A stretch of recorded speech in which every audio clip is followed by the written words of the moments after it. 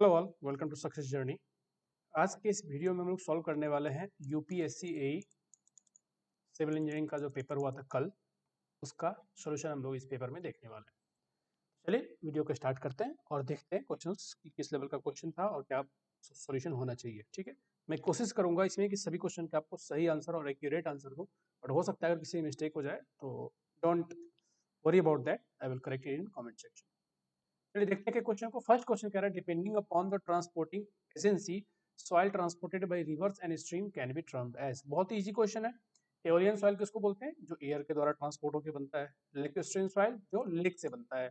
Alluvial soil जो water से बनता है। और मरीन सॉइल जो मरीन के थ्रू बनता है। अब यहाँ पे क्या पूछा है? Transported by rivers and stream, answer आएगा alluvial soil. Deep brown soil of cellular structure, easy to excavate but get hardened on the exposure to air owing to the formation of hydrated iron oxide या फिर aluminium oxide, उसको क्या कहते हैं? Laterite. The ratio of volume of voids to the volume of soil, simple है, volume of voids to the volume of the soil, क्या कहते हैं? पोरोसिटी कहते हैं। और वाइड रेशियो क्या होता है? देखिए दोनों में बेसिक डिफरेंस क्या है? Volume of void to the volume of, void ratio में क्या हो जाएगा? वॉल्यूम ऑफ वाइड को अगर वॉल्यूम ऑफ सॉलिड से डिवाइड करेंगे तो वाइड रेशियो कहलाएगा। टोटल वॉल्यूम से अगर हम डिवाइड करेंगे तो पोरोसिटी कहलाएगा। तो यहाँ पे क्या बोला है? Volume of void to the total volume of the soil. Total volume जब नीचे आ गया तो टोटल वॉल्यूम मीन्स पोरोसिटी। इसलिए पोरोसिटी हमेशा 100% से नीचे होगी, 0% से ऊपर होगी। लेकिन void ratio can be any value, इसके लिए कोई लिमिट नहीं है। डिग्री ऑफ सैचुरेशन पता ही है आपको, जितना मतलब कितना वाइड्स वाटर से सैचुरेटेड है, मतलब volume of void divided by volume of water. मतलब volume of void having water, कितनी वॉल्यूम ऑफ वाइड में वाटर फील्ड है उसको बोलते हैं सैचुरेशन। 100% मीन्स सारे वाइड्स वाटर से सैचुरेटेड है, 0% मीन ड्राई कंडीशन में। परसेंटेज ऑफ एयर वाइज इसका जस्ट अपोजिट। अब कितने वाइड्स में एयर फील्ड है तो 1/1 - s को क्या बोलते हैं? Total porosity. नेक्स्ट है 1 cubic meter of wet soil weighs 19.8 kilonewton. Its specific gravity of the soil is 2.7. Water content 11%. What is the dry unit weight? Simple सा है, क्या होता है? Gamma D is equal to gamma B bulk divide by 1+w। अब इससे find कर सकते हैं इसको। गामा बी दिया हुआ 19.8 और 1+w वाटर कंटेंट कितना है? 11%, 1.1 आपको यहाँ पे ऐड कर देना है। सिंपली सी आंसर बनेगा 17.84। 17.84। The net ultimate bearing capacity divided by the suitable factor of safety, उसको हम क्या कहते हैं? उसको कहते हैं नेट सेफ बियरिंग। तो जैसे ही फैक्टर ऑफ सेफ्टी से डिवाइड कर देंगे तो हमेशा सेफ जुड़ जाएगा, safe bearing capacity. Which one of the following is expressed as the ratio of the difference between the initial volume and the final volume of the soil sample to its initial volume, उसको कहते हैं volumetric shrinkage. The liquid limit of a clay is 56%, WL की value है 56% and it's plasticity index IP की value है 15%। तो IP is equal to क्या होता है? WL minus WP। यहाँ पे IP दिया हुआ है 15% और WL दिया हुआ है 56%। बस आपको यहाँ पे सिंपली सब्सट्रैक्ट कर देना, इसमें से आंसर मिल जाएगा। आंसर आएगा 41। नेक्स्ट क्वेश्चन, इसका मुझे क्या है? Foundation settlement. Okay, foundation settlement may be cause due to some और a combination of the following factor. Foundation में जो सेटलमेंट होता है वो किन कारणों से होता है? सिंपल है, पहला है plastic compression of the underlying soil giving rise to consolidation settlement of fine grain soil both primary and consolidation. जब फाइन ग्रेन सॉइल है तो उसमें प्राइमरी भी होता है और सेकेंडरी भी होता है। सेकेंडरी जनरली किसमें होता है? प्लास्टिक क्ले में या फिर ऑर्गेनिक क्ले में होता है। Seasonal swelling and shrinkage of the expensive clay, बिल्कुल, एंड ग्राउंड वाटर लोडिंग की वजह से भी सेटलमेंट होता है। तो तीनों ही कारण हो सकते हैं एक फाउंडेशन के सेटल होने के। इस क्वेश्चन का मुझे कोई उत्तर अभी तक मिला नहीं है, जैसे मुझे मिलेगा मैं आप लोगों को बताऊंगा इसका सही आंसर क्या होना चाहिए, इसलिए 9th क्वेश्चन को पेंडिंग रखते हैं हम लोग। दूसरा है 10th question, according to the compaction phenomena the following are the important effects of compaction. Compaction का क्या इफेक्ट होता है? Compaction increases the dry density of the soil, बिल्कुल सही, बस increasing its shear strength and bearing capacity, बिल्कुल सही है। Compaction increases the tendency of the settlement of soil, नहीं, इंक्रीज नहीं करता, क्या करता है? डिक्रीज करता है। कॉम्पेक्शन करेंगे तो उसकी डेंसिटी बढ़ेगी तो सेटलमेंट कम होगा, तो इसलिए ये स्टेटमेंट गलत हो गया। Compaction brings about a high permeability of the soil, ये भी गलत हो गया। कॉम्पैक्ट करने से डेंसिटी बढ़ती है, वाइट्स बाहर जाते हैं, इसलिए परमेबिलिटी भी कम होता है। तो only first statement is correct, क्योंकि पूछा इसमें करेक्ट कौन सा है, only statement 1। Next, how many numbers of division on the verniers are required for a theodolite circle divided into degrees and 1/3 degrees to read 20 seconds.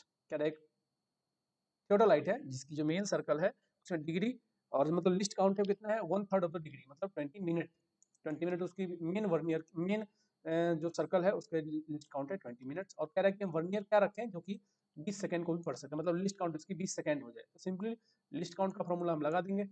List count is equal to क्या होता है कि value of one division of the main scale, यहाँ पे value और divide by total number of division in the vernier scale N upon S.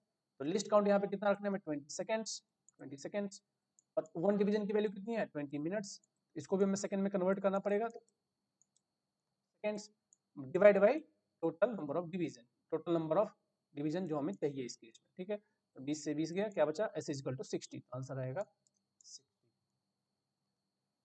Survey which is made for the fixing of property lines and to transfer land property from one owner to another, बहुत ही popular है, इसको बोलते हैं कैडास्ट्रल सर्वे, जो कि हम करते हैं किससे, रेवेन्यू चेन से।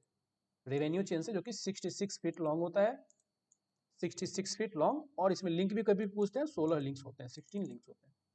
Identify the length of engineers chain from the following, simple है, 100 feet 100 link, 100 feet and 100 link. 33 feet हमने अभी डिस्कस किया, किसका होता है, कैडास्ट्रल सर्वे, मतलब रेवेन्यू चेन का। नेक्स्ट चलते हैं, a surveyor measured an area using 20 meter chain, later it is found that the chain was 20 centimeter too long. The corresponding area was plotted on a sheet to a scale of 1 centimeter is equal to 10 meter, and the area measured with a planimeter was found to be 35 centimeter square. What is the true area of the field? Simple सा question है, करना क्या है इसमें, कह रहा है कि पहले जो मेजर किया गया वो 20 मीटर चेन से यूज मेजर किया गया था, बट लास्ट में क्या पता चला कि जो चेन था वो 20 सेंटीमीटर स्ट्रेच हो चुका था। अब उस एरिया को प्लॉट भी कर दिया गया है और उसका स्केल क्या है 1 सेंटीमीटर 10 मीटर के बराबर, और उससे जो एरिया मिला है प्लानीमीटर से वो 35 सेंटीमीटर स्क्वायर। तो पहले तो हमें इस मेजर्ड को स्केल से कन्वर्ट करके एक्चुअल एरिया पे ले जाना पड़ेगा।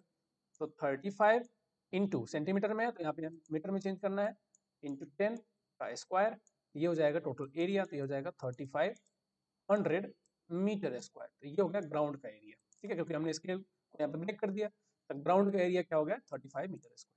अब हमें क्या करना है आगे, अब इसको एक्चुअल एरिया फाइंड करना है। तो क्या होता है, अब सिंपल सा है, अब तो क्या होता है इनकरेक्ट, तो incorrect length of the chain, incorrect length कितना है 20.2 सेंटीमीटर, यहाँ पे 20 सेंटीमीटर पड़ गया तो 20.2 मीटर में आ जाएगा, डिवाइड बाई 20।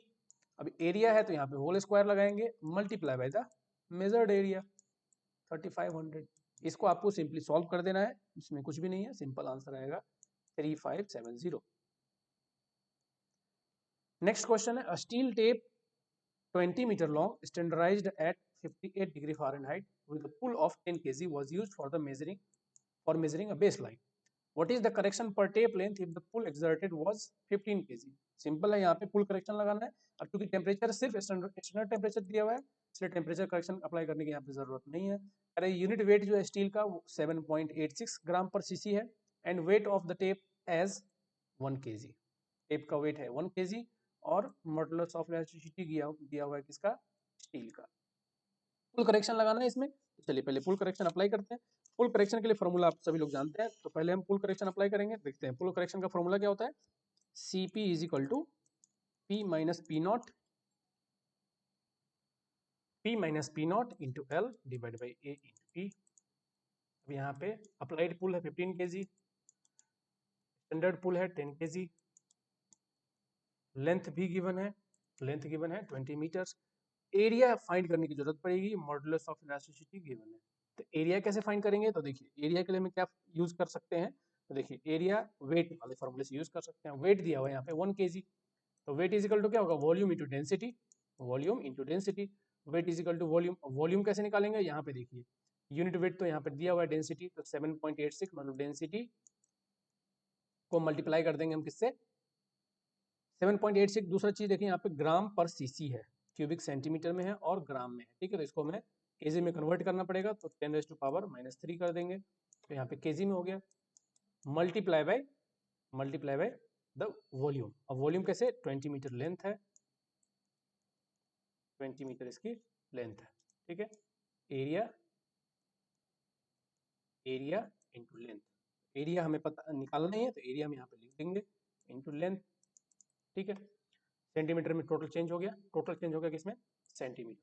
अब एरिया यहाँ पे अननोन रह गया, वेट हमें पता है 1 kg दिया हुआ है सिमिलर करने के लिए। अब इसको सॉल्व कर देंगे तो सिंपली हमें एरिया मिल जाएगा, एरिया मिलेगा इसका 0.063 सेंटीमीटर स्क्वायर, ठीक है। अब यहाँ अब एक बार जब एरिया फाइंड हो गया तो यहाँ पे सारी वैल्यू इंसर्ट कर देंगे, सिंपली हमें आंसर मिल जाएगा।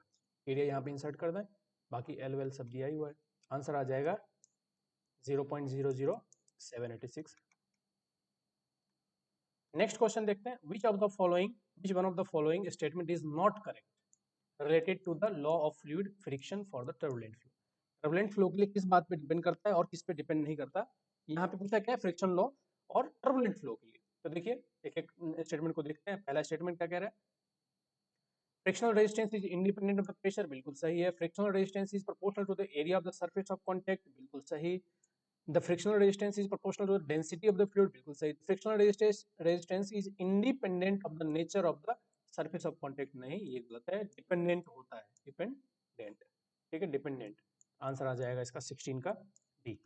17th क्या है, फॉर अ सब critical flow the energy will increase with, सब क्रिटिकल फ्लो है, सब क्रिटिकल फ्लो अगर हम इधर एनर्जी रखें और इधर डेप्थ रखें तो ये है क्रिटिकल फ्लो, इसके नीचे सुपर क्रिटिकल, इसके ऊपर क्रिटिकल। कह रहा है सब क्रिटिकल मतलब सब क्रिटिकल इसके रीजन में आएगा। एनर्जी विल इंक्रीज, एनर्जी कैसे इंक्रीज होगा, जब डेप्थ बढ़ेगा, ठीक है, इंक्रीज इन डेप्थ। यही अगर सुपर क्रिटिकल होता तो डिक्रीज इन डेप्थ आता। स्ट्रिंग फंक्शन दिया, ये क्वेश्चन हमने पिछले वाले पेपर सोल्यूशन में भी डिस्कस किया था, ऐसा same to same question. String function दिया हुआ है, कह रहे हैं मैग्नीट्यूड ऑफ वेलोसिटी कंपोनेंट निकालो, तो सबसे पहले क्या करेंगे, minus del psi by del y करेंगे तो यू मिलेगा, तो वाई करेंगे, इससे हमें क्या मिलेगा, यू कर देते हैं। वाई की रेस्पेक्ट में करेंगे डिफरेंशिएशन तो यू की वैल्यू क्या हो जाएगी, 3y स्क्वायर, 3। अब ये तो कैंसिल, जीरो हो जाएगा और ये हो जाएगा माइनस, माइनस माइनस प्लस हो जाएगा तो यहाँ पे 3y स्क्वायर हो जाएगा। सिमिलरली डेल सा बाई डेल एक्स करेंगे तो ये देगा हमें b की वैल्यू, और x के रेस्पेक्ट में करेंगे तो 3 दूनी 6, 6x हो जाएगा। अब यहाँ पे x की वैल्यू और y की वैल्यू इंसर्ट कर देनी है, दो यहाँ पे इंसर्ट कर देना है x की जगह तो ये हो जाएगा 12, और एक इंसर्ट कर देना है यहाँ पे y की जगह तो क्या हो जाएगा 3। अब इन दोनों को स्क्वायर करके अंडर रूट, तो 12 का स्क्वायर प्लस 3 का स्क्वायर, ठीक है, आंसर मिल जाएगा हमें 12.369, आंसर आ जाएगा 12.37। विच one of the following statement is not correct in context of hydraulic jump, hydraulic jump के लिए कौन सा स्टेटमेंट इनमें से सही नहीं है। इट अकर्स व्हेन स्लोप, अब सही नहीं है ये चूज करना है, ठीक है, बाकी सब सही है। डिसिपेट एनर्जी करता है, बिल्कुल सही। रैपिडली वेरिड फ्लो है, बिल्कुल सही। सिर्फ आपका मसला इसमें स्टीप टू माइल्ड में या फिर माइल्ड टू स्टीप में कब फॉर्म होता है, तो देखिए फॉर्म कब होता है, स्टीप टू जब माइल्ड चेंज हो रहा हो स्लोप तब फॉर्म होता है हाइड्रोलिक जंप। तो यहाँ पे माइल्ड टू स्टीप में अगर चेंज हो रहा हो तो हाइड्रोलिक जंप फॉर्म नहीं होता है, तो आंसर आ जाएगा नॉट करेक्ट पूछा है तो बी आ जाएगा।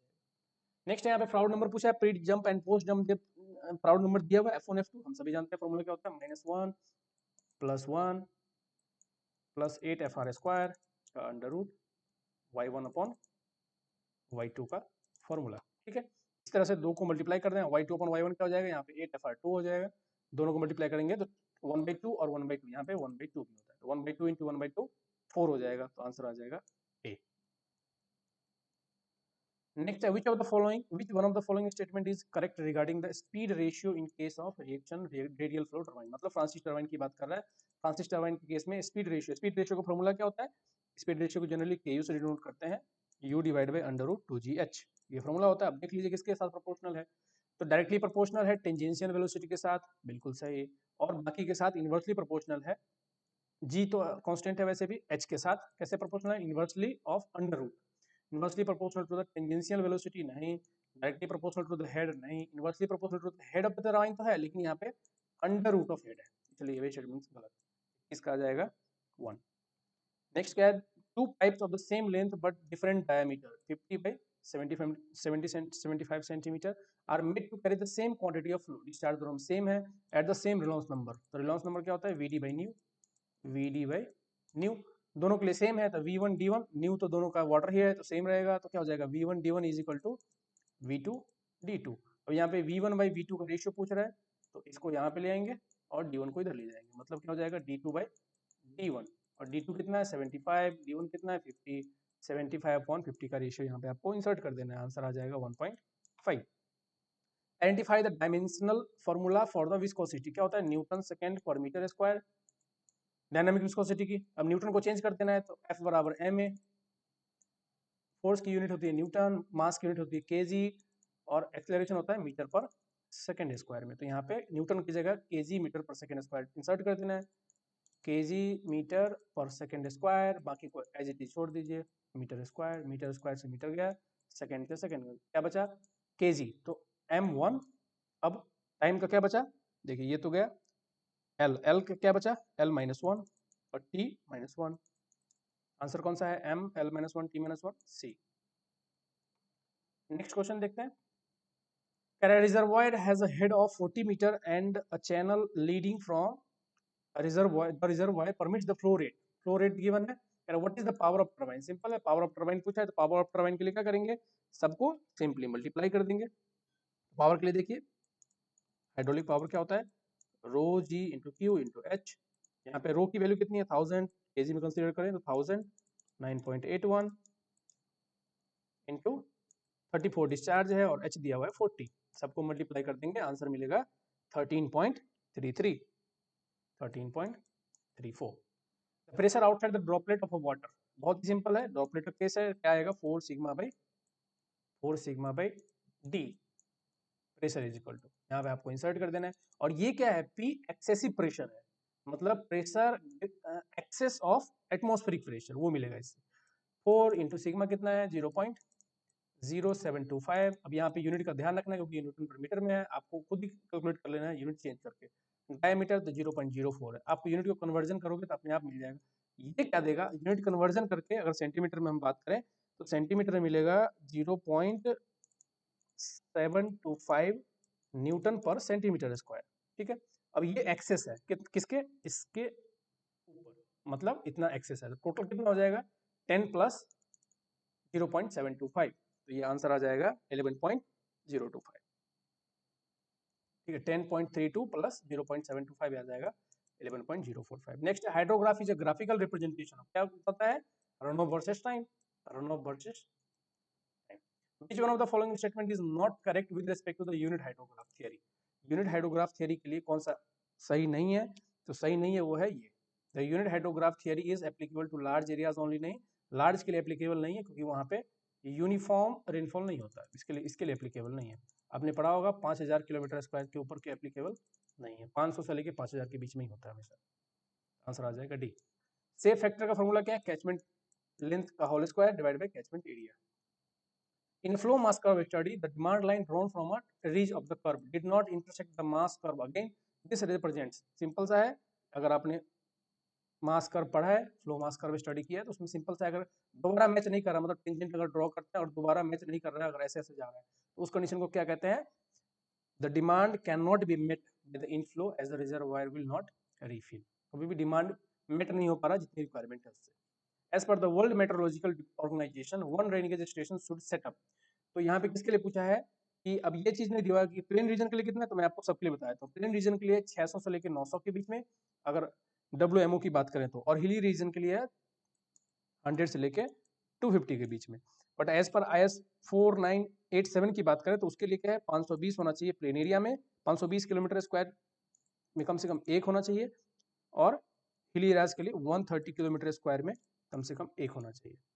ये किसके द्वारा है IS 4987 और WMO को तो मैंने बता ही दिया 600 से 900 स्क्वायर किलोमीटर के बीच में एक होना चाहिए प्लेन रीजन के लिए और हिली रीजन के लिए 100 से लेकर 250 के बीच में एक होना चाहिए. तो आंसर हो गया ए. नेक्स्ट क्वेश्चन क्या है अब यहाँ पे क्या है क्लोज्ड थ्रोटलाइट रिवर्स दिया हुआ है. अब यहाँ पे कंसेक्यूटिव कोऑर्डिनेट में है याद रखिए मतलब इंडिपेंडेंट है हर एक का कोऑर्डिनेट पिछले वाले से रिलेटेड है. नॉर्थिंग है साउथिंग है ईस्टिंग है वेस्टिंग है दिया हुआ है. अब क्या कह रहा है कि what are the magnitude and direction of closing error, बहुत सिंपल है, नॉर्थिंग का सम साउथिंग का सम। क्वाड्रेंट आप ड्रॉ कर लीजिए यहाँ पे, first second third and fourth. Northing का सम करोगे, देखो 240 160, 160 से 160 गया। अब यहाँ पे देखो नॉर्थिंग कितना प्लस है 1, तो यहाँ पे समेशन ऑफ लेटीट्यूड क्या आएगा +1। सिमिलरली यहाँ पे करेंगे ईस्टिंग में, देखो 160 से 160 गया, यहाँ पे कौन सा प्लस है, वेस्टिंग है प्लस, मतलब समेशन ऑफ डिपार्चर कितना आएगा -1। ठीक है, डिपार्चर आ गया -1। अब इसको क्या करना है, अब एरर निकालना है, तो एरर इज इक्वल टू क्या होता है, एरर इज इक्वल टू √1 का स्क्वायर प्लस -1 का स्क्वायर। तो 1 का स्क्वायर 1, -1 का स्क्वायर भी 1, तो 1 + 1 2, √2। तो 1.414 आएगा। क्लोजिंग एरर की वैल्यू है 1.414। तो देखिए ए या बी में से कोई होगा। अब बात करते हैं डायरेक्शन की, डायरेक्शन के लिए क्या करते हैं, टेन थीटा फाइंड करते हैं, टेन थीटा। और टेन थीटा की वैल्यू क्या होती है, टेन थीटा की वैल्यू के लिए सिंपली दोनों को डिवाइड कर देना है, और डिवाइड करेंगे तो आंसर आएगा मतलब summation of departure divide by summation of latitude, मतलब -1/1। और टेन थीटा कितनी वैल्यू होती है 1 - 1 45। ठीक है 45। तो एंगल मिल गया 45, डायरेक्शन मिल गया, कौन से क्वाड्रेंट में, डिपार्चर माइनस में है और लैटिट्यूड प्लस में है, तो ये हो गया नॉर्थ। नेक्स्ट है the bottom of the balcony, simple है, मैं आपको डायग्राम बता देता हूँ। कह रहा है कि एक बालकनी, बिल्डिंग ए है, बिल्डिंग ए मान लेते हैं यहाँ पे, ए बिल्डिंग, इसके बालकनी से बॉटम में इन्वर्टेड स्टाफ लगाया गया, यहाँ पे एक रीडिंग, यहाँ पे एक स्टेशन लगाया गया, यहाँ से रीडिंग नोट किया गया। तो इसका आरएल गिवन है कितना है 80.50, 80.5, और ये रीडिंग कितना है 2.15, 2.150। अब कह रहा है कि अब यहाँ से रीडिंग ऑन स्टेशन पी, यहाँ पे कोई स्टेशन एक पी है, यहाँ पे रीडिंग लिया गया, तो इसकी रीडिंग आई 1.05। अब इसको चेंज कर दिया गया, यहाँ पे रखा गया, अब यहाँ से रीडिंग लिया गया बैक साइड, और एक दूसरी बिल्डिंग यहाँ पे बी है जिसके अगेन वही प्रोसेस दोहराएगा। ठीक है, तो क्या करना है, इसकी आरएल में से पहले ये वैल्यू घटाएंगे तो हम यहाँ पहुंच जाएंगे। इसके और इसके बीच में जो डिफरेंस आएगा, मतलब 1.05 से लेके और इसके बीच में जो डिफरेंस आएगा, यहाँ से आरएल उतना बढ़ जाएगा। फिर हम यहाँ पहुंच गए, और इसमें जब ये वाली वैल्यू मतलब 3.505 ऐड कर देंगे तो इस आरएल पे पहुंच जाएंगे। तो सिंपल है, आंसर आएगा 32 का आंसर आएगा 82.755। Dumpy level is used to carry out the labeling between station M and R, starting with backside at M. The other backside taken during the survey are in the sequence as follows. ये sequence है. The sum of the four sites was found to be 4.5. Also, it was observed that the R is 0.85 meter higher than the M. What is the value of X? बहुत ही simple है, rise and fall method का use करेंगे और उसके जो condition है उसका यूज करेंगे। कंडीशन क्या कहता है, इस summation of back sight minus summation of four side is equal to summation of rise minus summation of fall is equal to last error minus first error। आप कीजिएगा, रेटिंग पे थोड़ा ध्यान मत देना आप लोग, बस यहाँ पे सारी वैल्यू इंसर्ट कर देना है। अब देखो last error minus first error यहाँ पे दिया हुआ है 0.85, क्योंकि last error minus first error क्या होगा, डिफरेंस इन एलिवेशन, मतलब पहले वाले m और r के बीच में, वो यहाँ पे दिया हुआ है 0.85, और लास्ट एरर ऊंचा है मतलब ये प्लस का है, तो ये लास्ट एरर और फर्स्ट एरर मतलब ये लास्ट टर्म है, इसकी वैल्यू 0.85 आ गई। अब दूसरा क्या दिया हुआ है इसमें, दूसरा दिया हुआ है अपने को ये सम ऑफ फोर साइड, मतलब ये वाला इक्वेशन यूज करना है, राइज एंड फॉल की यहाँ पे जरूरत है नहीं। फोर साइड का सम दिया हुआ है कितना 4.5, और यहाँ पे सिर्फ तो ये आ गया। देखो इसको मान लेते हैं sum of back sight minus 4.5 is equal to 0.85 given है। अब सम ऑफ बैक साइड क्या है 3.2 plus 2.7 minus 1.4 plus minus X is equal to ये, इसको सिंपली यहाँ पे इंसर्ट कर देंगे। अब एक्स को क्या करना पड़ेगा, पहले इसमें से इसको माइनस कर लो, फिर इन दोनों को ऐड करके इसमें से माइनस करके इधर ले जाके जो यहाँ पे माइनस करके आएगा वैल्यू उसमें से माइनस कर देंगे, तो सिंपली आपको एक्स की वैल्यू मिल जाएगी 33 की। तो इसका आंसर आएगा 0.85 metre. The most suitable method for contouring in hilly areas, बहुत ही कॉमन क्वेश्चन है, टेक्योमेट्रिक मेथड, क्योंकि इसमें डिस्टेंस कैलकुलेट करने की जरूरत नहीं पड़ती, कोई भी नहीं, हॉरिजॉन्टल और वर्टिकल भी नहीं, वो डायरेक्टली हम साइड से ले लेते हैं।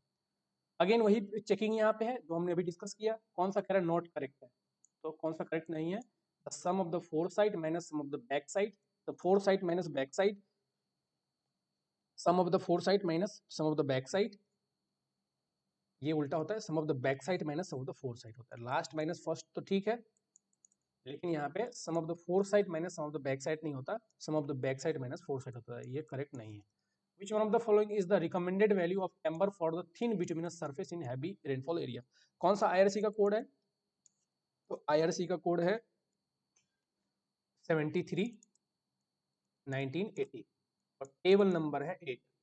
टेबल नंबर है 8 जहाँ पे आपको ये सारी वैल्यूज मिल जाएगी। अब किसके लिए पूछा है? Thin bituminous surface in heavy rainfall area. तो कौन सा है? लाइट रेनफॉल के लिए 1 in 50 है और हैवी के लिए 1 in 40 है। तो आंसर आएगा ए, 1 in 40। 36 का आ जाएगा ए। 37 के लिए देखते हैं। 37 के लिए क्या कह रहा है? What is the recommended land width for arterial road? मतलब ये अर्बन एरियाज की बात कर रहा है। तो इसके लिए कौन सा IRC कोड है? IRC कोड नंबर 86, ईयर था 1983। ठीक है, उसमें आपको मिल जाएगा सिंपली आर्टेरियल रोड के लिए जो लैंड विड्थ है वो है 50 to 60 मीटर। सिंपल आपको इसको लर्न करना है। Which one of the following is not correct for the super elevation? Super elevation क्या होता है? E plus F is equal to v square by 127R। 127R देख लीजिए। Super elevation increases with the increase in the speed, बिल्कुल सही, क्योंकि directly proportional है। Super elevation increases with the decrease in the radius, बिल्कुल सही है, दोनों सही है। करें नॉट करेक्ट बताना है। Minimum super elevation is considered to avoid the danger of toppling. Minimum नहीं, maximum. Minimum super elevation is considered based on the draining of the super elevation, जो कि किसके बराबर होता है? कैम्बर के बराबर। ये भी सही है। आंसर कौन सा सही नहीं है? ये वाला। The recommended value of ruling and limiting gradient in plain terrain respectively are. तो यहाँ पे रूलिंग वैल्यू पूछा है और लिमिटिंग वैल्यू पूछा है, किसके लिए? प्लेन टेरन के लिए। तो आंसर कौन सा आएगा? 1 in 30 एंड 1 in 20। अगेन इसके लिए भी कोड आपको वही सेम टू सेम यूज करना है। कौन सा? 73 IRC 73 1980 का, और टेबल नंबर आएगा 19। टेबल नंबर 19 में ये वैल्यूज आपको मिल जाएंगी। नेक्स्ट है during construction of a road in steep terrain a ruling gradient. Ruling gradient 6% दिया हुआ है। It is required to provide a horizontal curve. Curve का रेडियस है 50 मीटर। कह रहे कंपनसेटेड ग्रेडियंट बताओ हॉरिजॉन्टल कर्व पे। बहुत ही सिंपल क्वेश्चन है। कंपनसेट ग्रेड कंपनसेशन कितना होता है? 30 प्लस R बाई R। तो 30 प्लस 50 डिवाइड बाई 50 अगर कैलकुलेट करेंगे तो आंसर आएगा 1.6%। और मैक्सिमम ग्रेड कंपनसेशन कितना होता है? 75 बाई R। तो 75 बाई 50 करेंगे तो आएगा 1.5। तो मैक्सिमम 1.5 है, तो इसी को अडॉप्ट करना पड़ेगा क्योंकि ये ग्रेटर है। तो 1.5 माइनस कर देना इसमें से, तो 6 माइनस 1.5। कंपनसेटेड ग्रेड क्या आ जाएगा? ग्रेड कंपनसेशन आएगा 1.5%, लेकिन कंपनसेटेड ग्रेड पूछा है यहाँ पे, तो 1.5 माइनस करके बताएंगे, ये आ जाएगा 4.5। ठीक है, तो ये था फर्स्ट 40 क्वेश्चन। नेक्स्ट पार्ट में हम डिस्कस करेंगे इसके आगे क्वेश्चन। वीडियो कैसा लगा आप लोग जरूर बताइए कमेंट सेक्शन में। वीडियो अच्छा लगा हो तो वीडियो को लाइक कर देना, चैनल को सब्सक्राइब कर लेना। मिलते हैं नेक्स्ट वीडियो में। Thank you all, thanks for the watching.